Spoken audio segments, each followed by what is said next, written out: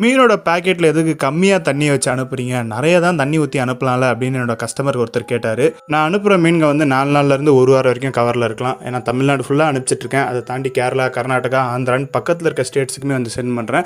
Delay ஆச்சு அப்படின்னா 1 week வரைக்கும் அந்த கவர்ல இருக்க வேண்டியது வரும். 1 வாரம் வரைக்கும் மீன் கவர்ல இருக்க போகுது அப்படின்னா தண்ணியை நிறைய ஊற்ற வேண்டியதானு சொல்வீங்க.